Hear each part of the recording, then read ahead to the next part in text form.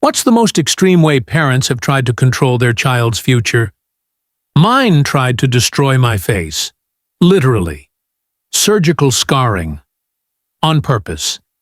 It sounds like something out of a horror movie, but it wasn't fiction.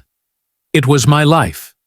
It started when I hit puberty, and somehow, what my parents called a genetic betrayal, I turned out beautiful. Objectively beautiful. Like, could have walked into a modeling agency and gotten signed beautiful. My mother despised it. She had grown up with severe facial asymmetry, an underbite, drooping eyelids, and a lifetime of bitterness. She saw other women being admired, offered jobs, courted, praised, and every compliment she didn't get felt like a theft. So when I started becoming the girl she had always dreamed of being, it felt to her like I'd stolen the face right off her bones. She used to say, completely seriously, "Pretty girls peak at 25 and then turn into useless bags of Botox." My father? Somehow worse. He subscribed to this toxic belief system that attractive women were inherently manipulative, agents of ruin. He blamed beautiful women for wars, bankruptcies, family breakdowns.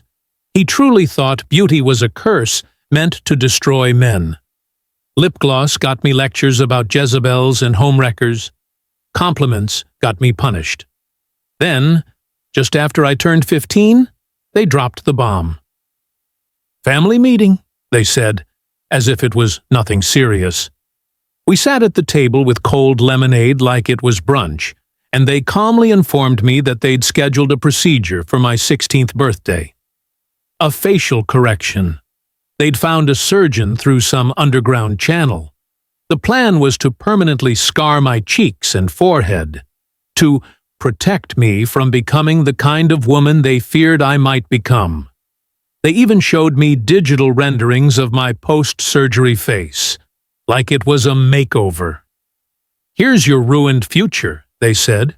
"You're welcome." They had already paid a $30,000 deposit.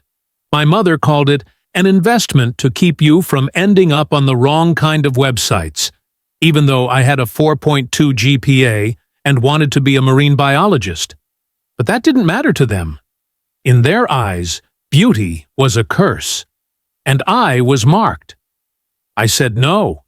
They laughed in my face. "You think we can't get what we want?" my mother said. From that point on, it was psychological warfare. They counted down the days to my 16th birthday like it was Christmas, except instead of presents, there would be scalpels. They installed surveillance cameras in every room so I couldn't use a mirror. They made me wear a cloth bag over my head at dinner so my father wouldn't have to see my manipulative features while he ate. They humiliated me in public. At church, "This is our daughter. She's getting corrected next year." In the grocery store, "Don't look at her. She won't be pretty for long." And if strangers looked anyway, I got punished when we got home. Because, apparently, I was tempting people on purpose. Then came the darkest moment. They hired a professional photographer to take before photos. "This is so you can remember what you were," they said. It felt like a funeral. For my face. I begged them to stop. They told me, "You'll thank us someday." I threatened to tell someone. My mom smiled and said, "Who would believe you?" Then they cut off all outside contact. No friends, no phone, no internet. That's when I got desperate. I burned myself. Intentionally. Deep enough to get infected, but not enough to kill me. Just enough to force a hospital trip. Somewhere with people who had to ask questions. A nurse in the burn unit saw the wound and asked what happened, and I told her everything. I had the altered images of my post-surgery face folded up in my hoodie pocket. I handed them over. They called Child Protective Services on the spot. My parents camped outside the hospital. They bribed other patients' visitors to smuggle me notes, pleading with me not to destroy the family. My grandmother faked a heart attack to get admitted to the same hospital. She was wheeled into my room, crying, begging me to let them love me properly. My mom started calling the nurses' station every hour, pretending to be different concerned relatives, saying there was an emergency at home I needed to come back for. They even found out which judge had been assigned to the case and flooded his office with letters, from women claiming they wished their parents had scarred them to save them from being too beautiful.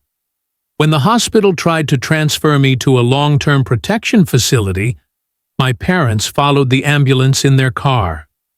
They tried to block traffic, screamed through the windows like it was a kidnapping.